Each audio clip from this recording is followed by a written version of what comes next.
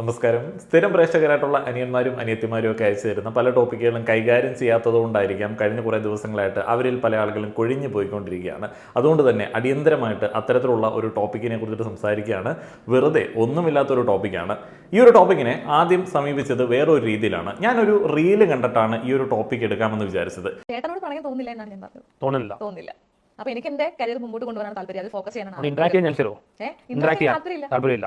കാരണം എന്താണെന്ന് വെച്ചാൽ എനിക്ക് ചേട്ടനോട് അങ്ങനെ ഒരു ഫീലിംഗ് തോന്നുന്നില്ല. ആ ഒരു റീല് കണ്ടപ്പോഴത്തേന് ഞാൻ വെറുതെ മുൻവിധിയോടെ ആ ഒരു കാര്യത്തെ സമീപിച്ച സമയത്ത് എനിക്കത് ഭയങ്കര ഇൻസൾട്ടിങ് ആയിട്ട്, ഒരാളെ ഒരു വേദിയിലിരുത്തി ഇൻസൾട്ട് ചെയ്യുന്നതായിട്ട് പേഴ്സണലി തോന്നി. ആ ഒരു പോയിന്റ് ഓഫ് വ്യൂലാണ് ചിന്തിച്ചത്. എന്നാൽ ത്രൂ ഔട്ട് ഇന്റർവ്യൂ കാണാനായിട്ട് ശ്രമിച്ചു. ആരും കാണണമെന്ന് ഞാൻ പറയില്ല, കാരണം അത്രയധികം ടൈം വേസ്റ്റ് ആണ്. ഈ ഒരു ഇന്റർവ്യൂ മുഴുവനായിട്ട് കണ്ട സമയത്ത് എനിക്ക് മനസ്സിലായത് ഇതിനെ ഇങ്ങനെ അല്ലാതെ എങ്ങനെ സമീപിക്കാനാണ്. അല്ലെങ്കിൽ ഇന്ററാക്ട് ചെയ്യണമെന്ന് ഒരു ആവശ്യമുണ്ടെന്ന് എനിക്ക് തോന്നില്ല. I respect your decision. ഇപ്പോഴേ പറഞ്ഞ നന്നായി.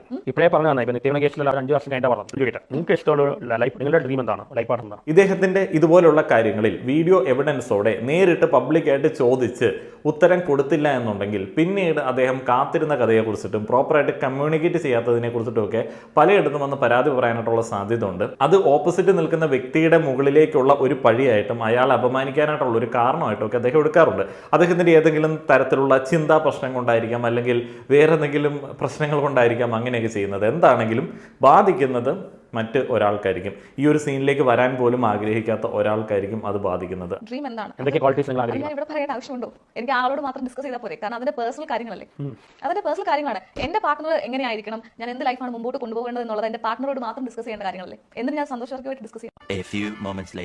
ഞാൻ ഇത്ര നേരം സംസാരിച്ചതിൽ ഒരു ക്യൂരിയോസിറ്റിയുടെ പുറത്ത് ചോദിക്കുകയാണ്. സ്ട്രിക്ട്ലി പേഴ്സണൽ ആണ്, അത് എന്റെ സ്പേസ് അല്ല. എന്താ ചോദിക്കാം ആദ്യം ഇതിന്റെ ആൻസർ പറഞ്ഞാൽ ചില ആളുകൾക്ക് അത് വിഷമാവും എന്നുള്ള ഒരു കാരണം കൊണ്ട് ഞാൻ അതിന് മറുപടി പറയില്ല. ഇതിന് സ്പെഷ്യലായിട്ട് നിങ്ങൾ എന്നെ വിളിച്ചത് യാത്രയുടെ എന്താ പറയുക അനുഭവങ്ങൾ പറയാനാണല്ലോ, കൂടുതൽ എന്റെ ഒരു പേഴ്സണൽ ടോക്ക് എന്നുള്ള നിലയിൽ. അപ്പം അതുകൊണ്ട് ഞാൻ ഇതിന് മറുപടി പറയുന്നില്ല.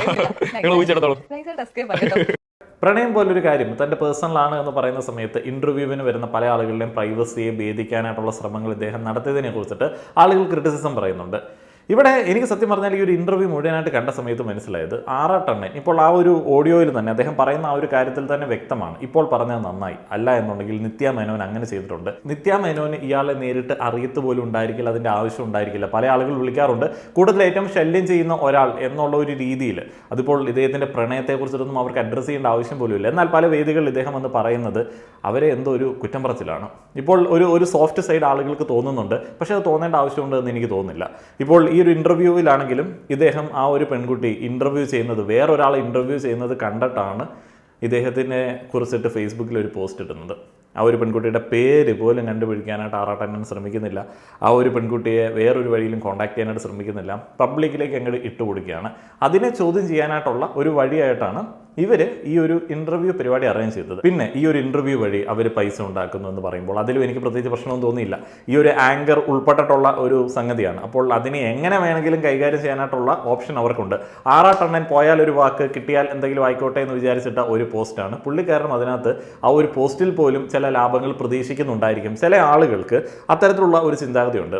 ഈ നമ്മൾ ഈ സ്കൂളിലൊക്കെ പഠിക്കുന്ന സമയത്ത് കണ്ടിട്ടില്ലേ, ഇൻസെക്യൂർ ആയിട്ടുള്ള ചെക്കന്മാർ എവിടെയെങ്കിലുമൊക്കെ ഏതെങ്കിലും പെൺകുട്ടിയുടെ പേരിനോടൊപ്പം തൻ്റെ പേരോ മറ്റുള്ള ആൺകുട്ടികളുടെ പേരോ ഒക്കെ എഴുതി വെക്കുന്നത്.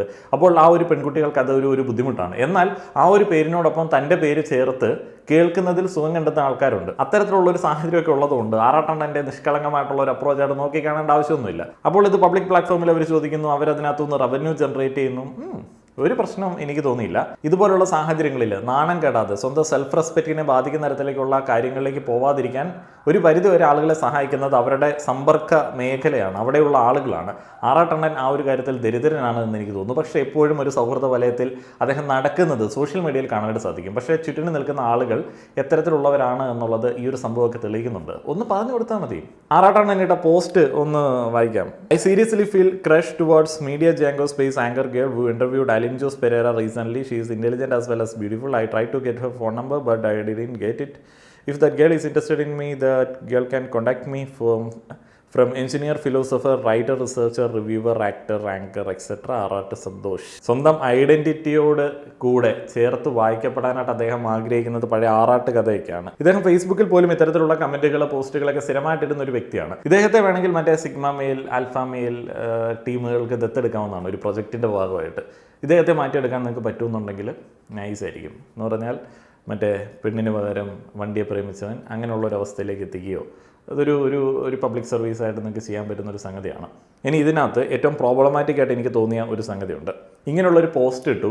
ഈ ഒരു പോസ്റ്റ് ആറാട്ടണ്ണൻ പബ്ലിക്കായിട്ട് ഇട്ട ഒരു പോസ്റ്റാണ്. അപ്പോൾ ഇങ്ങനൊരു പോസ്റ്റ് ഇടുന്ന സമയത്ത് ഇതുപോലുള്ളൊരു സാഹചര്യത്തിൽ ഇതിന് പ്രതികരിക്കണോ വേണ്ടോ എന്നൊക്കെ ഉള്ളത് അവരുടെ ചോയ്സാണ്. അങ്ങനെ പ്രതികരിച്ചില്ല എന്നുണ്ടെങ്കിൽ ആറാട്ടണ്ണൻ്റെ അടുത്ത് നേരിട്ട് പോയി വീഡിയോ എവിഡൻസോടെ ഇത് പറഞ്ഞു കൊടുത്ത് നോ പറഞ്ഞില്ല എന്നുണ്ടെങ്കിൽ പുള്ളി പിന്നീട് അതിന് ഏതൊരു രീതിയിലേക്കായിരിക്കും മീഡിയയുടെ മുമ്പിൽ ഇട്ട് കൊടുക്കുന്നതെന്നുള്ളത് നമുക്കറിയില്ല. ഏറ്റവും സേഫ് ആയിട്ടുള്ള പരിപാടി ഇത് തന്നെയാണ്.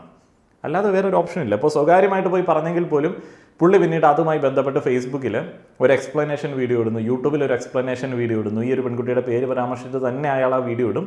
പിന്നീട് ആളുകൾ തോന്നിയ ദിവസം ആ പെണ്ണാണ് ഈ പെണ്ണാണ് ആ പെണ്ണെന്നൊക്കെ പറഞ്ഞിട്ട് ഗംഭീരമായിട്ടുള്ള ഡിസ്കഷൻ നടത്തും. ഈ ഒരു ഇൻ്റർവ്യൂവിന് ശേഷം ആറാട്ടണ്ണൻ അദ്ദേഹത്തെ വിളിച്ച് അപമാനിച്ചു എന്നൊക്കെ പറഞ്ഞിട്ട് വീഡിയോ ഒക്കെ അപ്ലോഡ് ചെയ്തു. ഇതൊരു ഇൻ്റർവ്യൂ അല്ല. ആറാട്ടണ്ണനെ നേരിട്ട് വിളിച്ചിട്ട് തൻ്റെ പ്രതിഷേധം അല്ലെങ്കിൽ തൻ്റെ നോ അറിയിക്കുകയായിരുന്നു എന്നുണ്ടെങ്കിലും ആറാട്ടണ്ണൻ വീഡിയോ ഇട്ടേനെ, ആകെ മൊത്തത്തിൽ നാറ്റിച്ചേനെ. ഈ ഒരു വീഡിയോ ഇൻ്റർവ്യൂവിൻ്റെ ഒരു ചെറിയ ക്ലിപ്പുണ്ട്, അതിൻ്റെ തുടക്കം ഞാൻ കേൾപ്പിക്കാം. പിന്നെ ചേട്ടൻ ഇവിടെ വിളിച്ചു വരുത്തി അപമാനിക്കുക ഒന്നുമല്ല ചെയ്തത്. ഒരു ഓപ്പൺ ഡിസ്കഷൻ ആണ്. എനിക്ക് കുറച്ച് ഡൗട്ട് ഉണ്ടായിരുന്നു. അത് ക്ലിയർ ചെയ്യാൻ അതെനിക്കൊന്നും ചെയ്യാൻ പറ്റില്ല. കാരണം എനിക്ക് ഇഷ്ടമുള്ള ഒരാളോട് മാത്രമേ എനിക്ക് ഇഷ്ടമാണെന്ന് പറയാൻ പറ്റും. നിങ്ങൾ കുറച്ച് ഇന്ററാക്ട് ചെയ്യാൻ ചാൻസ് ഉണ്ട്. ഒരാളെ കുറച്ച് ഒരു ഇന്ററാക്ട് ചെയ്താലേ മനസ്സിലാക്കാൻ പറ്റുള്ളൂ. എനിക്ക് അങ്ങനെ തോന്നുന്നില്ല. എനിക്ക് ചേട്ടനെ മനസ്സിലാക്കണമെന്ന് ആഗ്രഹമില്ല. കാരണം എനിക്ക് എന്റെ ആവശ്യമാണെന്ന് എനിക്ക് തോന്നുന്നില്ല. നമ്മുടെ ലൈഫിലേക്ക് കടന്നു വരുന്ന മനുഷ്യൻ ആരൊക്കെയാണ് നമ്മളാണല്ലോ. ഫ്രണ്ടായിട്ട് താല്പര്യമില്ല. ഫ്രണ്ടായിട്ട് കാണാൻ പോലും താല്പര്യമില്ല. ഇല്ല, പെയിൻഫുൾ ആണ്. വിത്ത് ഓൾ റെസ്പെക്ട്, ചേട്ടനെ റെസ്പെക്ട് ചെയ്യുന്നു. ആസ് എ ഹ്യൂമൻ ബീങ് ഞാൻ സന്തോഷ് വർക്കി റെസ്പെക്ട് ചെയ്യുന്നു. ആ റെസ്പെക്ടോടുകൂടിയാണ് പറയുന്നത്. എനിക്ക് ചേട്ടനോട് ഒരു പ്രണയമില്ല, താല്പര്യമില്ല. ഒരു ഫ്രണ്ടായിട്ടും കാണാൻ താല്പര്യമില്ല. എന്നോട് ചെയ്താൻ പറഞ്ഞു കറക്റ്റായി. താല്പര്യമില്ല. ഒരു ഫ്രണ്ടായിട്ടും കാണാൻ താല്പര്യമില്ല. എന്നോട് ചെയ്താൻ പറഞ്ഞു കറക്റ്റായി. ചെയ്താൻ പറഞ്ഞു ഇത് നടക്കാൻ പോകുന്നില്ല. ഈ കാര്യം ഇത് നേരത്തെ നടക്കില്ല. ചെയ്താൻ എന്നോട് പറഞ്ഞു. എപ്പോ പറഞ്ഞു? ഇന്നലെ പറഞ്ഞു. എനിക്ക് കുറച്ച് പ്രതീക്ഷയുണ്ടായിരുന്നു. ചെകുത്താനെ പോലെ വളരെ ബ്രില്യൻ്റ് ആയിട്ടുള്ള ഒരു കൂട്ടുകാരനുണ്ടായിട്ടും അദ്ദേഹത്തിൻ്റെ സുഹൃത്തുക്കൾ ഇത്തരത്തിൽ എവിടെയെങ്കിലും പോയി നാണം കെടുന്ന എന്തുകൊണ്ടാണ് എന്നുള്ളതിനെ കുറിച്ചിട്ട് ചെകുത്താനാണ് ചിന്തിക്കേണ്ടത്. ചെകുത്താൻ പിന്നെ ഇത്തരത്തിലുള്ള ആളുകളെ തെരഞ്ഞു പിടിച്ച് സൗഹൃദം ഉണ്ടാക്കുകയും അവരെ വെച്ചിട്ട് പിന്നീട് ഓരോ കോൺട്രവേഴ്സികളിൽ പോയി പെടുകയൊക്കെ ചെയ്യുന്നത് ഭയങ്കര രസകരമായിട്ടാണ് സോഷ്യൽ മീഡിയ നോക്കി കണ്ടുകൊണ്ടിരിക്കുന്നത്. ചെകുത്താനെ ജീവിക്കാൻ അറിയാം. എത്ര കാലമായിട്ട് അയാളെ ഞാൻ സോഷ്യൽ മീഡിയയിൽ കാണുന്നു. എത്രയോ കാലങ്ങൾക്ക് മുൻപ് ഇപ്പോഴും അദ്ദേഹം ഏതെങ്കിലുമൊക്കെ തരത്തിൽ എങ്ങനെയെങ്കിലുമൊക്കെ ജീവിക്കുന്നുണ്ട് എന്നുണ്ടെങ്കിൽ ഇത്തരത്തിലുള്ള അപ്രോച്ചുകളാണ്. ഇതുപോലുള്ള വാഴകൾ നനയുന്ന സമയത്ത് കൂടെ നനയുന്ന ഒരു ചീരയായിട്ട് അദ്ദേഹം എപ്പോഴും ഉണ്ടാവും. എന്നാലും ആറാട്ടണ്ണനെ പോലെയും അല്ലെങ്കിൽ അലിൻ ജോസ് പെരേരയെ പോലെയുമുള്ള ആളുകൾക്ക് എന്തെങ്കിലും തരത്തിലുള്ള ഒരു ബുദ്ധി ഉപദേശിച്ചു കൊടുക്കാനായിട്ട് ചെകുത്താനെ പോലെ ഇത്ര സീനിയർ ആയിട്ടുള്ള ഈ ഒരു സെയിം കലാപരിപാടികളുമായിട്ട് നടക്കുന്ന ഒരാൾക്ക് പറ്റിയില്ല എന്നുണ്ടെങ്കിൽ അത് പരാജയം തന്നെ. ആറാട്ടണ്ണന് ഒരു നല്ല സൗഹൃദം കൊടുക്കാനായിട്ട് ചെകുത്താൻ ഉണ്ടായിരുന്നു എന്നുള്ളത് വലിയൊരു സംഗതിയാണെന്നുണ്ടെങ്കിലും അദ്ദേഹത്തെ ഇതുപോലുള്ള വേദികളിൽ കൊണ്ടുപോയി നാണം കെടുത്തുക എന്നൊക്കെ പറയുന്നത്, അങ്ങടേക്ക് പറഞ്ഞു വിടുക എന്ന് പറയുന്നത്, അതിനെ തടയാതിരിക്കുക എന്ന് പറയുന്നത്, ഇപ്പോൾ ബാലയുടെ കേസിലേക്കാണെന്ന് പറഞ്ഞാലും എന്ത് ഭീകരമായിട്ടുള്ള ഒരു അവസ്ഥയിലേക്കാണ് ഇദ്ദേഹത്തെ കൊണ്ടുപോയിട്ടത്. ഒക്കെ ഉണ്ടായിരുന്നു ഇവരുടെ ആ ഒരു സൗഹൃദം എന്ന് പറയുന്നത്. ഇത് കേരളത്തിൽ വ്യത്യസ്തമായിട്ടുള്ള 3 കഥാപാത്രങ്ങളാണ്. ഇങ്ങനെ ഞാൻ എഴുതിയത് നിങ്ങൾക്ക് വലിയ രീതിയിൽ എഫക്റ്റ് ആയിട്ടുണ്ടോ? എന്തെങ്കിലും രീതിയിൽ ഹേർട്ട് ആവുമോ? എന്തെങ്കിലും ഇമേജ് ഫ്രോഡ് എന്തെങ്കിലും വന്നിട്ടുണ്ടോ? തീർച്ചയായിട്ടും. ബിക്കോസ് ഒന്ന് ആലോചിച്ച് നോക്കൂ. കാരണം സ്നേഹാറജി എന്നൊരു ഐഡന്റിറ്റി ഉള്ള ഒരു വ്യക്തിയാണ് ഞാൻ.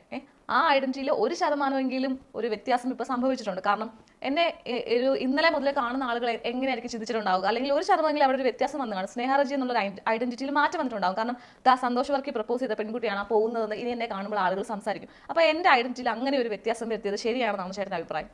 സന്തോഷ് വർക്കി അത്ര മോശക്കാരനാണോ? മോശക്കാരനാണെന്നല്ല ഞാൻ പറയുന്നത്. കാരണം സ്നേഹാറജി എന്നുള്ള വ്യക്തിയുടെ ഐഡന്റിറ്റിയിൽ ഒരാൾ ഇഷ്ടപ്പെടുന്ന നമ്മുടെ ഷാറുഖ് ഖാൻ ഗൗരി ഖാൻ ലേഞ്ച് അങ്ങനെയല്ല. അങ്ങനെ എത്രയോ പ്രണയം നടന്നു. Love at first sight. എനിക്ക് നിങ്ങൾ ആ ചോദ്യം ചോദിച്ചപ്പോൾ മനസ്സിലായി. ഇന്റലിജന്റ് ആണ്, സ്മാർട്ടാണ്, ബ്യൂട്ടിഫുൾ ആണ്, ബോൾഡ് ആണ്. അങ്ങനെ എനിക്ക് ഇഷ്ടപ്പെട്ടു. നിങ്ങൾ നേരത്തെ പറഞ്ഞ നന്നായി. മനസ്സിലിങ്ങനെ വളർന്നു പോണ പെയിൻഫുൾ ആണെങ്കിലും പെയിൻഫുൾ ആണ്, പക്ഷേ ഐ റെസ്പെക്ട് യുവർ ഡിസിഷൻ. നേരത്തെ പറഞ്ഞ നന്നായി. ഇതുപോലുള്ള അവസ്ഥകളും അവസ്ഥാന്തരങ്ങളും ഒക്കെ സോഷ്യൽ മീഡിയയിൽ കണ്ടാസ്വദിക്കുന്ന സമയത്ത് നമ്മൾ ഒരിക്കലും ചിന്തിക്കാറില്ല ഇതിൻ്റെ പിന്നിലുള്ള കാര്യങ്ങളൊക്കെ. ആറാട്ടണ്ണനെ പോലെയുള്ള ആളുകളൊക്കെ പറഞ്ഞു വെക്കുന്നത് എന്താണെന്ന് വെച്ച് കഴിഞ്ഞാൽ ആറാട്ടണ്ണൻ ആരോടെങ്കിലുമൊക്കെ കൃഷി തോന്നും, അവരൊക്കെ നേരിട്ട് വന്ന് ആറാട്ടണ്ണൻ്റെ അടുത്ത് കാര്യസഹിതം ബോധിപ്പിക്കണം. അല്ല എന്നുണ്ടെങ്കിൽ പുള്ളിക്കാരൻ സീരിയസ് ആയിട്ട് അങ്ങ് വിചാരിച്ച് കളഞ്ഞു കഴിഞ്ഞാൽ അത് ആരുടെ കുറ്റമാണ്? അത് അയാൾക്ക് കൃഷി തോന്നിയത് ആരോടാണോ അയാളുടെ കുറ്റമാണ് എന്ന് പറയുന്ന രീതിയിലേക്കൊക്കെയാണ്. പിന്നെ സോഷ്യൽ മീഡിയയിൽ ഇയാളെയുമായി ബന്ധപ്പെടുത്തി കുറേയധികം ട്രോളുകളുമായി അവരെ കുറച്ച് നാൾ സോഷ്യൽ മീഡിയ ഫോളോ ചെയ്യും. ഇതുപോലുള്ള ആളുകൾക്ക് ഏതെങ്കിലും തരത്തിലൊരു വേദി, സ്പേസ്, മൈക്ക്, സഹതാപം എന്നീ കാര്യങ്ങൾ കൊടുക്കുമ്പോൾ ഇവരെ പോലെ കുറേയധികം ആളുകൾ സൃഷ്ടിക്കപ്പെടുകയാണ്. ആറാട്ടണ്ണനിൽ നിന്നിട്ടും ചെകുത്താനിൽ നിന്നിട്ടും ഒക്കെ പ്രചോദനം ഉൾക്കൊണ്ടിട്ടായിരിക്കാം അലിൻ ജോസ് പെരേര വന്നത്. അലിൻ ജോസ് പെരേര വരുന്ന സമയത്ത് അദ്ദേഹത്തിൻ്റെ അച്ഛനും അത്തരത്തിലുള്ള ഒരു ചിന്താഗതിയുള്ള ഒരു വ്യക്തിയാണെന്ന് കഴിഞ്ഞ ദിവസം ഞാൻ ഒരു ഇൻ്റർവ്യൂവിൽ കണ്ടിരുന്നു. സമയം പോക്കാണ്. ഇതുപോലുള്ള ആളുകൾ വരുന്ന സമയത്ത്, ഇതുപോലുള്ള ആളുകൾ സൃഷ്ടിക്കപ്പെടുന്ന സമയത്ത് സമൂഹം അവരെ ഇങ്ങനെ ഒരു എൻ്റർടൈൻമെൻറ്റ് ഒബ്ജക്റ്റ് മാത്രമായിട്ട് കൺസിഡർ ചെയ്യുന്ന സമയത്ത് ഇത് എങ്ങനെയാണ് എന്നുള്ളതിനെ കുറിച്ചിട്ട്, എന്താണ് ഇതിൻ്റെ അവസാനം എന്നുള്ളതിനെ കുറിച്ചിട്ട് എനിക്ക് ഭയങ്കരമായിട്ട് ഒരു ക്യൂരിയോസിറ്റി ഉണ്ട് അറിയാനായിട്ട്. നിങ്ങളിൽ ആർക്കെങ്കിലും ഇത്തരത്തിലുള്ള കാര്യങ്ങളെക്കുറിച്ചിട്ട് വ്യത്യസ്തമായിട്ടുള്ള അഭിപ്രായങ്ങൾ ഉണ്ടാകുന്നുണ്ടെങ്കിൽ പങ്കുവയ്ക്കുക. നന്ദി.